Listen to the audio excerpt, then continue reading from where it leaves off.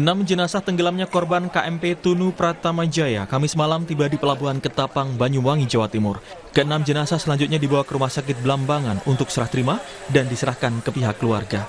Identitas 6 jenazah itu, Anang Suryono asal Probolinggo, Eko Satrio, Elok Rumantini, Cahyani, Fitria April Lestari, Afnan Akhil Mustafa asal Banyuwangi, Jawa Timur. Sehingga jumlah korban meninggal yang tadinya 5, ini terupdate 6. Insya Allah malam ini 6 korban ini sudah dalam penyeberangan. Nanti akan kita sama-sama melepas, menyerahkan ke pihak keluarga sampai dengan di rumah sakit kita. Rata-rata korban ditemukan di perairan mana saja? Tadi ada di 2 lokasi di Cekik sama Pabuahan. Sementara 21 korban selamat dari insiden tenggelamnya KMP Tunu Pratama Jaya yang berasal dari Banyuwangi, Kamis sore sudah dipulangkan ke Banyuwangi dengan menaiki KMP Dharma Rucitra. 7 korban selamat lainnya yang berasal dari Gilimanuk, Bali dan beberapa daerah di Bali juga sudah diperbolehkan pulang ke rumah masing-masing. Pencarian korban kapal tenggelam KMP Tunu Pratama Jaya akan dilanjutkan Jumat pagi ini. Akan mengupayakan secara optimal pencarian yang dilakukan. Tadi kami sudah mendapat arahan pada saat rapat koordinasi oleh Kementerian Perhubungan agar upaya pencarian lebih maksimal. Sehingga ada beberapa perkuatan untuk pencarian esok hari, terutama dari Polri. Kami mengucapkan terima kasih kepada pimpinan Polri akan mendukung 1 heli dari Baharkam. Kemudian juga kepada pimpinan TNI melalui TNI AL menambah 2 kekuatan KRI yaitu KRI Teluk ND dan KRI Teluk Tongkol serta 1 heli dari Pusnerbal TNI AL. Sebelumnya KMP Tunu Pratama Jaya yang mengangkut 53 penumpang, 12 kru, dan 22 kendaraan tenggelam di perairan Selat Bali Rabu malam. Kapal feri itu bertolak dari Pelabuhan Ketapang, Banyuwangi, Jawa Timur, Rabu pukul 23.05 waktu Indonesia Barat menuju Pelabuhan Gilimanuk, Bali. Pukul 00.15 waktu Indonesia Tengah, KMP Tunu Pratama Jaya meminta pertolongan, diduga karena mengalami kebocoran mesin kapal. Pukul 00.19 waktu Indonesia Tengah, KMP Tunu Pratama Jaya mengalami blackout. Hasil data sementara, korban KMP Tunu Pratama Jaya, 6 orang ditemukan meninggal dunia, 29 orang selamat, dan 30 orang masih belum ditemukan. Tim Liputan, Kompas TV.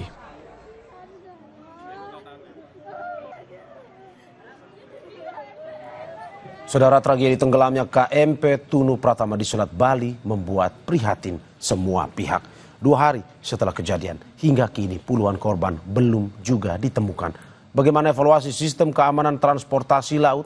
Pagi ini kita bahas dengan sejumlah narasumber, di antaranya anggota Komisi 5 DPR fraksi PAN, Pak Bakri. Selamat pagi. Selamat pagi, Mas. Terima kasih banyak. Inilah rajiun berdoa kita, Mas. Terima kasih Pak atas sudah bergabungnya di Dialog Sapa Indonesia Pagi pada hari ini. Dan juga Hasanuddin, ahli stabilitas kapal ITS Surabaya. Terima kasih Pak Hasanuddin, selamat pagi.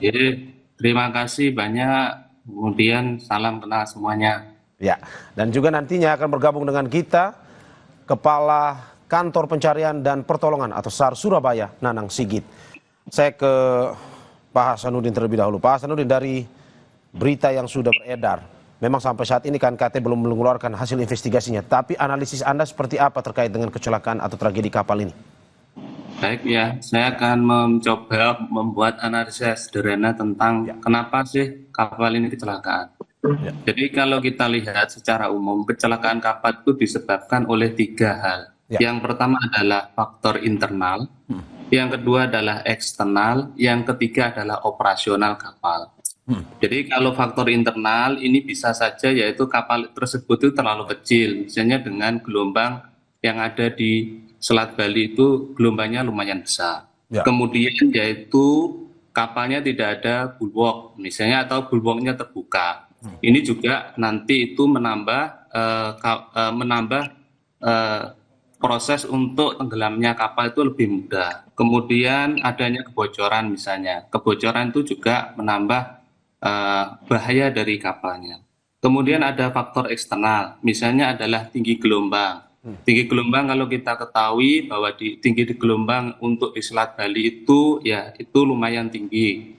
Kemudian juga frekuensi dari kapalnya, frekuensi kapal dan frekuensi dari gelombangnya. Gelombangnya itu terlalu pendek sehingga itu sama dengan gelombangnya dari kapal. Kemudian yang ketiga yaitu adalah faktor operasional. Kapal ini kalau kita ketahui bahwa usianya kan sudah 25 tahun. Jadi sebenarnya ini sudah melampaui usia dari kapalnya itu sendiri atau konstruksi. Kemudian juga faktor kelebihan muatan misalnya. Kelebihan muatan juga itu menambah kapal itu rawan untuk terbalik atau tenggelam. Kira-kira seperti itu untuk analisa singkatnya. Oke, Mas Hasanuddin, kalau melihat analisa tadi Anda mengatakan bahwa ada dimensi yang terlalu kecil dari kapal Tunu Pratamajaya ini tidak cocok sebenarnya untuk di Selat Bali. Apakah menurut Anda memang harusnya tidak jalan atau tidak layak jalan atau bagaimana sebenarnya? Iya, harusnya operasionalnya misalnya adalah disesuaikan dengan kondisi gelombangnya. Misalnya saja yaitu kalau kita lihat di Merak Bakauheni, itu kapalnya besar-besar di atas 5.000 GT. Ya. Nah, kapal-kapal itu akan berpengaruh pada respon, namanya respon amplitude operator. Jadi responnya kapal terhadap gelombang itu kalau semakin besar kapalnya, responnya akan semakin kecil. Sehingga kalau itu cocok, nanti itu akan frekuensinya itu akan rendah atau responnya akan rendah. Jadi seperti itu, Pak. Oke, sebelum saya ke Pak Bakri, saya ingin mengulas lebih dalam lagi, Mas Hasanuddin. Ada beberapa analisis juga datang bahwa ini cerita dari penyintas ya atau korban yang selamat bahwa ini kapal bocor pertama. Terus juga air masuk sampai ke dalam. Dari analisis Anda, apakah memang ini dugaannya adalah karena cuaca ataukah mungkin ada faktor internal, misalkan kelistrikan atau misalkan ada yang bocor di dalam kapal atau bagaimana?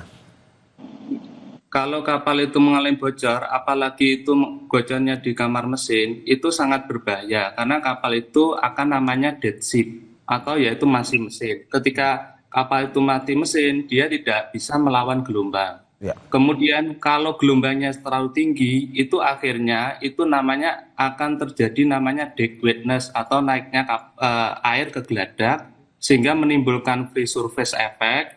Ketika menimbulkan free surface effect itu kapal akan tenggelam dengan cepat. Ya. Oke, berarti menurut Anda kalau walaupun cuaca dalam keadaan apapun, kalau listriknya mati di kapal akan terjadi hal seperti ini ya? Secara teori itu kalau stabilitas kalau kebocorannya bagus itu seharusnya tidak. Kalau itu tidak ditambah dengan faktor-faktor yang lain, misalnya adalah muatannya itu terlalu berat, kemudian ada faktor eksternal lain, misalnya gelombang. Jadi penyebab kecelakaan itu tidak satu saja penyebabnya, tetapi adalah kombinasi. Ada beberapa faktor yang menyebabkan ya. Oke, saya ke Pak Bakri. Pak Bakri, bagaimana Anda melihat? Belum sampai 1 minggu ada 2 kejadian kecelakaan kapal. Pertama di Maluku Utara dan 2 hari yang lalu ada di Selat Bali. Bagaimana DPR melihat hal ini terkait dengan transportasi laut kita? Ya baik Mas, terima kasih. Ya. Jadi pertama saya mewakili teman-teman anggota Komisi 5 dan pimpinan turut berduka cita ya atas musibah yang menimpa ini ya. Dan kita berharap ini mungkin tidak akan terulang terus ya. Memang kami di DPR juga prihatin terhadap angkutan transportasi ya. Yang kemarin-kemarin kita disibukkan dengan angkutan darat, hari ini kita diramaikan dengan angkutan laut. Nah, jadi memang betul apa yang dikatakan Pak Hasanuddin itu banyak faktor ya. Banyak faktor untuk menentukan apa penyebabnya. Tapi yang jelas bahwa ini semua perlu adanya disiplin ya, disiplin. Terutama kawan-kawan yang bertugas di pelabuhan ya, KSOP ataupun kepala pelabuhan apapun namanya, lebih menyiapkan kepada kapal-kapal yang akan berangkat. Kalaupun tidak memenuhi syarat ya diberhentikan, jangan disuruh berlayar. Karena kita tahu terus terang aja di daerah-daerah yang tidak terpantau itu terkadang-kadang seenak-enaknya aja. Seenak-enaknya aja kapal menjalankan kapalnya dengan penumpang yang banyak, dengan alat pengamanan yang kurang, sehingga terjadi yang begini-gini. Nah, oleh sebab itu kami Komisi 5 akan tegas, akan nanti mengundang, mungkin ya kita akan mengundang Kementerian Perhubungan ataupun Dirjen Perhubungan Laut untuk meminta masukannya, meminta penjelasan mereka supaya hal-hal begini tidak terulang. Karena bagaimanapun juga ini kami prihatin sekali ya. Jangan, ini saya lihat ini masih banyak yang belum ketemu. Ya, mudah-mudahan kita berdoa mudah-mudahan mereka selamat ya. Karena bagaimanapun juga ini menjadi musibah besar bagi kita. Oleh sebab itu DPR sekali lagi turut prihatin. Kita dalam waktu dekat ini berupaya meminta keterangan, akan memanggil Kementerian Perhubungan, terutama Dirjen Perhubungan Laut, meminta keterangan supaya hal-hal begini tidak terulang. Ya, karena kejadian-kejadian begini memang boleh dikatakan musibah ya, tapi bagaimanapun musibah itu paling tidak bisa dikurangi. Demikian, Mas. Oke, apa sebenarnya yang mau ditanyakan, digali jika nantinya Komisi 5 DPR RI memanggil pihak-pihak terkait dengan kejadian-kejadian yang berhubungan dengan kecelakaan transportasi laut ini? Tapi yang jelas kita ingin bahwa pertama itu BMKG harus betul-betul bekerja maksimal mungkin, mengetahui bagaimana kondisi keadaan cuaca. Dan saya setiap rapat dengan BMKG itu selalu menyampaikan bahwa informasi terhadap kondisi cuaca apapun semua itu harus disampaikan ke penumpang ataupun pemilik kapal ataupun penguasa pelabuhan supaya betul-betul mengetahui.